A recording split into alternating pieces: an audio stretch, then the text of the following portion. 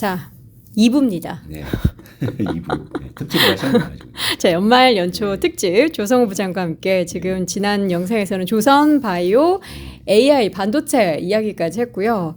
이제는 수출주로 사실 뭐 음식료라고는 하지만 저는 그냥 삼양식품이라고 얘기하고 싶어요. 그게 맞을 것 네. 같아요. 올 한해 삼양식품 진짜 좋았잖아요. 예. 2025년에도 지금 연말 흐름 보니까 다시 갈 것 같아요.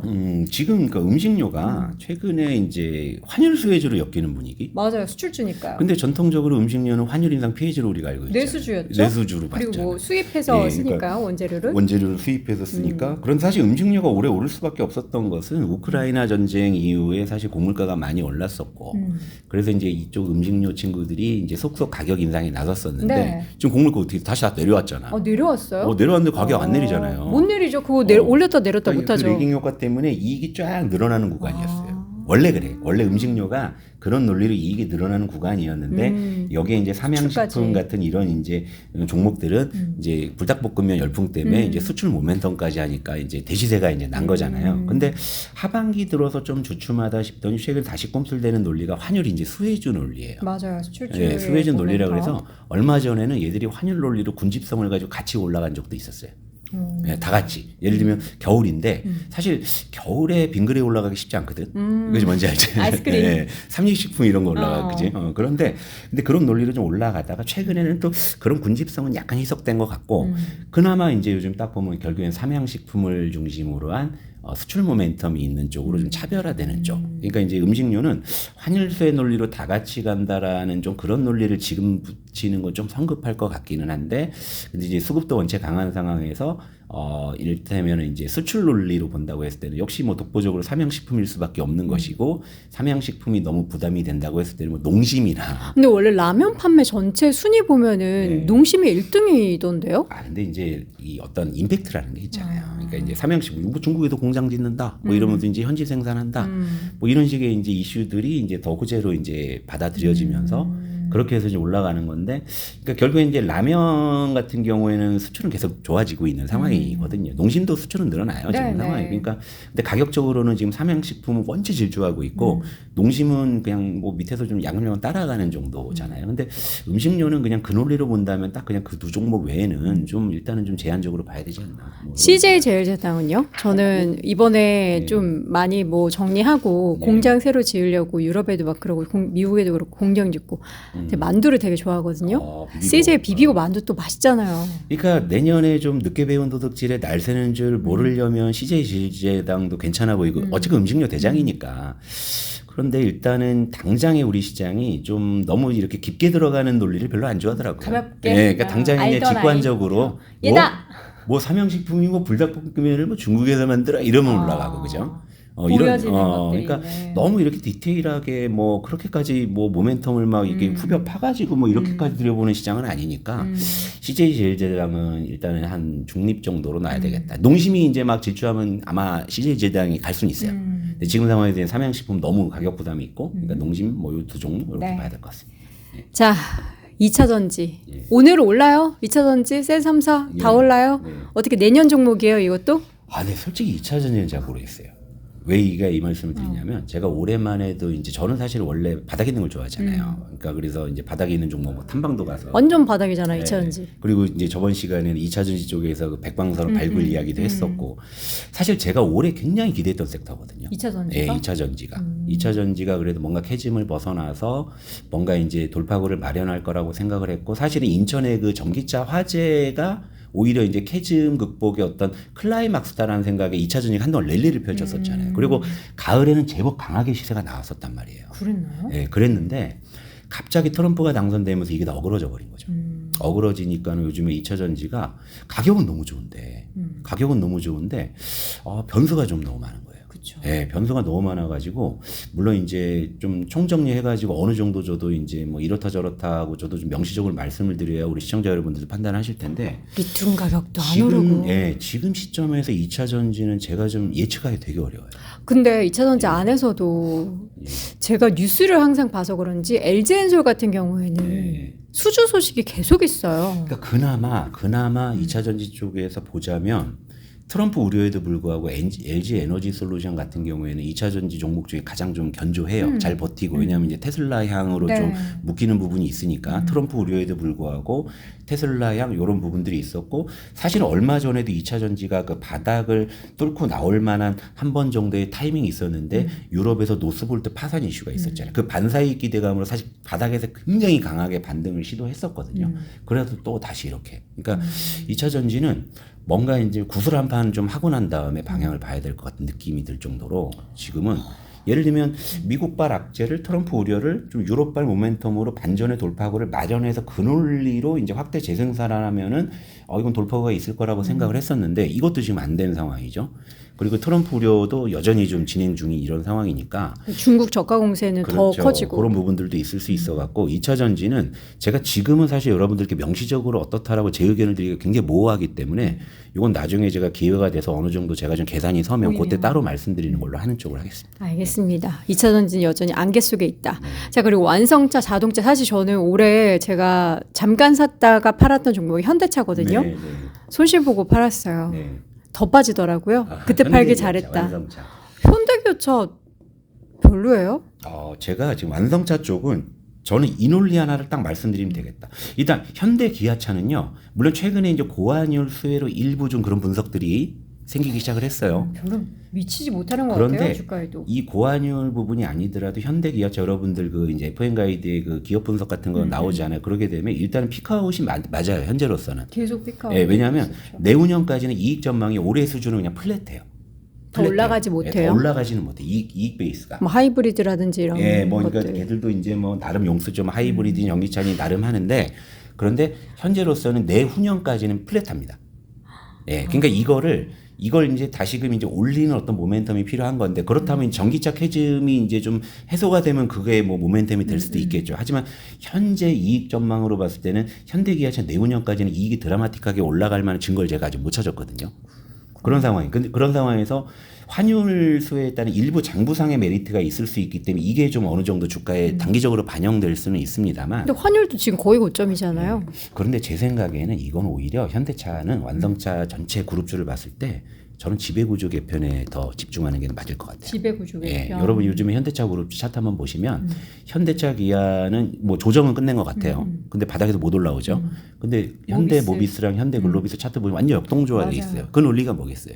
그죠? 지배구조 개편에 대한 어떤 심리들을 지금 주가에 반영하고 있는 거거든요. 그러니까 이 지배구조 개편의 논리는 너무 단순합니다. 왜?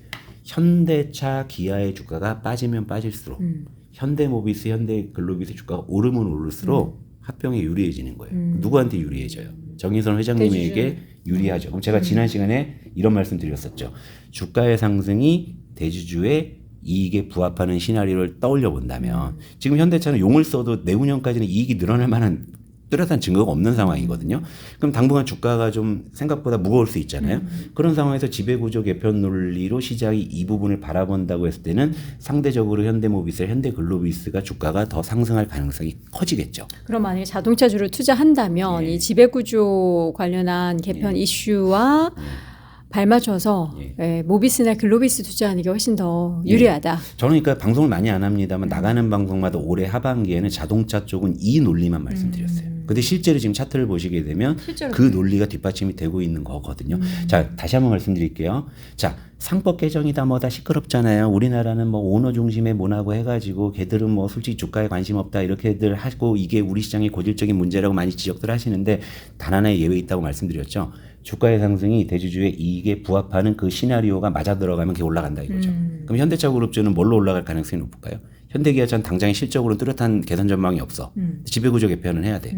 이 논리라고 하면 저는 오히려 모비스나 글로비스 쪽이 더 유리해 보인다 이렇게 말씀드릴게요. 사고 싶네. 맞죠? 그렇죠. 그럴싸하죠. 네, 맞죠. 네. 다 대주주의 이익에 네. 발맞춰서 주가가 움직이고 빠지고 네. 우리가 아무리 저기요 실적 되게 좋은데 왜 그러지 보면은 알고 보면 2세 3세에게 지분을 넘겨줘야 하는 그런 이슈가 있어서 누르죠. 그러니까 자동차 부품주나 철강 중소형 철강주 보면요 PBR 1배 미만짜리 수두룩하잖아요. 맞아요. PER 뭐 10배 미만 심지어 5배 4배짜리 수두룩하잖아요. 맞아요. 대주주 지분율 50% 넘어가고 경영권 뭐 적대적 M&A 아예 리스크 자체도 없어버리고 이런 기업들이 보통 제가 탐방 간다 그러면 오지 말라 그러는 거예요. 이런 부분들을 여러분들이 힌트를 삼으시게 되면 결국은 그런 중소형 철강주들, 자동차 부품주들 결국은 테마로 가끔 올리기는 하지 중장기적으로 우상향하는 주식도 별로 없었잖아요. 그리고 신성통상 기억하시잖아요. 네. 신성통상 그 이제 탑10 막 브랜드 히트 쳐갖고 예전에 그 반일 수혜주로 막 올라가고 그래갖고 이익 폭발하니까 네. 뭐 자진상폐하잖아요. 귀찮다는 거지. 주주들이 막 뭐라 그러는 건 다 귀찮아. 자진상폐하고 그러니까 이런 거예요. 그러니까 아직 K 증시의 풍토가 이래. 하지만 이 허점을 우리가 잘 이용하면 여기서 힌트를 우리가 잡을 수가 있다. 이런 관점에서 전 자동차 쪽은 오늘 가장 큰 힌트였네요. 예, 저는 이렇게 봐요. 모비스와 진짜. 예, 글로비스. 실제. 왜냐하면 현대기아차 앞으로 이익 전망이 계속 좋으면 이 논리가 희석될 수 있잖아요. 예, 제가 예, 예. 현대차 그 그랜저 하이브리드 지금 4년째 사고 있거든요. 예, 예, 예. 근데 저는 너무 만족해가지고 제가 이제 거리가 길다 예. 보니까 예. 2026년쯤에 제네시스가 나온대요. 예, 하이브리드가. 예, 예, 저는 예. 그때 받고 생각을 하고 있거든요. 예, 예, 예. 그때쯤에는 현대차 이익이 좀 증가하지 않을까. 그때 그러니까 예를 들면 아니 물론 음모론적인 아닌데. 아니, 왜냐면 미국에서 억지로- 하이브리드를 너무 좋아해. 그- 심지어 제네시스도 너무 좋아하잖아요. 이런 저만의 말은- 논리예요, 여러분. 그냥 개똥 논리. 이건 약간 음모론일 어. 수 있는데 일부러 현대기아차 여기서 실적을 안 올리냐 할 수도 있잖아. 그런 게. 그렇죠, 그렇죠. 근데 예를 들면 내후년에 해가지고 저기 해서 저기 하시면 저기 아주 해서, 방송 중이어가지고 네, 저기 요 아유, 인터뷰만 예, 하고. 이거 하고 바로 가겠습니다. 예. 여기 해서 나중에 그 차 바꾸실 때 그랬을 때 이제 싹 해갖고 이제 현대차 그때 완성차를 같이. 사시면 되지 않을까. 일단 현대 글로비스와 모비스 둘 중에 자동차주를 투자하고 싶다면 예, 이 논리에 여러분들이 그러네 납득이 된다면 자동차주 투자를 굳이 내 포트에 들어 보내고 싶다면 이 부분을 좀 참고해 주셨으면 이거 좋겠고요. 빅히트다. 이 빅힌트죠. 그러니까요. 이거. 나 이게 오늘 썸네일이다. 그리고 지금 환율이 1,500원에 가까워지고 있고 1,550원도 간다고 해요. 이 고환율 전략이라고 제가 키워드를 보내드린 게 환율이 이렇게 높으면 외국인이 들어올 수가 없잖아요. 그쵸. 이 시장이 오를 수 있을까나 이것도 싶은데. 뭐 굳이 아전이 인수하자면 이제 싼 코스피와 싼 원화를 이제 사들여 오면은 나중에 많이 먹겠다라고 하는 액티브한 외국인이 있으면 좋은데 아직은 이제 이 정치 불확실성이 발목을 잡고 있는 양상이다 보니까 걔들도 그런 판단을 쉽게는 못하는 것 같고, 근데 이제 지금 시장에서 연말 이제 연초돼 가지고 자꾸 이제 고환율 논리를 이제 좀 이렇게 갖다 붙이려는 네. 그런 시도들이 많은데. 지금 환율의 어떤 그 원인을 먼저 우리가 좀 살펴봐야 되는 게 달러 강세와 원화 약세 원리. 이를테면은 이제 연준에서 미국 연준에서 금리나 속도가 좀 지연될 것이라는 그런 우려감이 좀 환율을 조금 더 촉발시킨 요인들은 있습니다만 그 전에 환율 변동성이 야기된 부분들은 일단 기본적으로 정치 불확실성이었잖아요. 그리고 지금의 어떤 1,500원에 육박하는 이 환율은 사실 연준의 금리나 속도 지연만 가지고는 설명이 안 되는 수준의 환율이기 때문에 결국에 정치 불확실성이에요. 근데 현재로서는 이제 환율이 치솟았기 때문에 시장이 그 논리를 움직이는 건 분명하죠. 분명하니까 지금은 그 그냥 흐름에 우리가 그냥 물살을 타고 가는 게 맞죠. 맞는데 이게 구조적인 어떤 고환율 기조이냐 아니면은 어떤 일시적인 이벤트로 인한 단기적인 환율 변동성이냐 이 부분을 우리가 좀 따져볼 필요가 있는데 현재 이 고환율 기조는 단기 환율 변동성에 기인한 측면들이 좀 더 크다고 보거든요. 그렇다면 이 고환율 논리는 어느 시점에서 정치 불확실성이 제거된다든지 아니면은 이제 그 미국의 연준의 어떤 금리나 속도가 좀 빨라지다든지 하는 걸로 인해 가지고 안정될 가능성이 항상 있는 거잖아요. 아까 말씀드린 조선주의 논리랑 똑같은 거예요. 그러니까 지금 고환율로 질주하고 있고 조선주도 지금 수주 모멘텀 좋고 질주하고 있고 트럼프 수율 다 좋은데 근데 이제 고환율 전략으로 지금 시장에 어떤 전략을 수립을 하고 있지만 언제 내가 발을 뺄 것이냐라고 봤을 때는 그 두 가지 변수겠죠. 그 두 가지 이제 복합적인 변수가 우호적으로 이제 만약에 변한다고 했을 때 환율은 생각보다 굉장히 빠르게 떨어질 수도 있거든. 그러면 이제 시장에서는 그때 돼가지고 이제 고환율 논리가 갑자기 붕괴될 수 있잖아요. 그러니까 이제 우리가 하더라도 이제 그런 부분들은 머릿속에 항상 그러니까 내가 언제 이걸 이제 빠질 것이냐라고 했을 때 그냥 좋은 것만 생각 더 간대더라 더 간다 걱정하지 마. 뭐 조정 아예 간대더라 이렇게만 생각할 건 아니지. 그렇게 생각할 수 있는 거야. 왜냐하면 그러니까 저는 바닥에 있는 종목을 좋아하기 때문에 사실 시장에서 매일매일 이렇게 확대 재생산하는 논리에 대해서 별로 관심은 없어요. 그러나 전체적인 시장이 이제 판을 봐야 되기 때문에 이제 체크는 하고 있죠. 근데 지금 이제 시장의 어떤 논리 자체가 그런 쪽으로 쏠렸을 때 그 반대급부라는 부분들을 아예 무시해버리게 되면은 나중에 낭패를 볼 수 있는 거죠. 우리가 상반기에 K뷰티 안 사면 바보 취급 받았잖아요. 지금은 사면 바보라는 들고 거죠. 있으면 바보. 근데 지금 K뷰티 여전히 수출 잘 돼요. 그러니까. 근데 주가는 왜 이러냐. 그러니까 결국엔 시장의 논리가 군중 심리가 극에 달했을 때의 논리하고요. 그게 좀 냉각됐을 때의 논리는 다른 거죠. 그죠? 그러니까 예를 들면 화장품 수출이 일시적으로 꺾였다 하더라도 구조적인 성장에는 변함이 없습니다. 그렇게 해서 떠들어버리기면 올라가잖아요. 근데 지난달인가 화장품 수출이 사상 최대를 기록했는데도 반짝 상승하다가 힘이 빠지잖아요. 뭐냐면 전체적인 심리가 그렇다는 거죠. 그러니까 심리가 굉장히 중요한 거예요. 그래서 그 심리를 단 한 번이라도 크게 훼손하는 어떤 큰 변동성이 있어버리면 그 주식은 다시금 전고점을 뚫어내기가 굉장히 어려운 거잖아요. 그러니까 시장의 논리가 그렇죠. 그런데 그렇다고 해서 그게 무서워서 조선주 아예 사지 마세요. 삼양식품 아예 사지 마세요 하면 방송이 안 되잖아요. 그쵸. 그러면 시청자분 너 그럼 뭐하러 나왔냐 이러실 수 있잖아요. 그러니까 저는 그래서 제가 여러분들께 많이 하는 방송은 아니지만 나와서 그러니까 또 저를 보시는 분들에게 드리고 싶은 말씀은 이런 상황에서 이런 논리에서 그래도 여러분들이 최대한 리스크를 줄여가면서 기대 수익을 높일 수 있는 그런 방향이 무엇인지를 저는 고민해서 그 방향을 알려드리는 게 맞을 것 같은 맞아요. 거죠. 예를 들어 삼양식품이 더 갑니다. 얼마까지 갈 거예요. 그건 저는 의미가 없는 거예요. 왜냐하면 그 얘기는 제가 안 해도 할 사람들 많잖아요. 근데 저는 이제 최근에 시장에서 굉장히 이슈가 되고 있는 이런 섹터에서 저는 이런 관점에서 이런 논리로 이런 걸 보고 있다라는 거를 말씀을 드리고 싶은 거고 현재는 고환율 논리가 시장에 작용하는 것은 맞아요. 맞지만 이 부분이 구조적으로 가는 것이냐 아니면 일시적인 부분에 대한 어떤 변동성인 것이냐를 우리가 정확히 따져보시고 거기에 맞춰서 여러분들도 나름 머릿속에 그런 부분들을 계산을 하신 다음에 접근하시면 한결 그래도 리스크에 우리가 좀 안전한 좀 어떤 안전벨트 정도는 하고 가지 않을까 저는 이 말씀을 드리고 싶습니다. 알겠습니다. 네.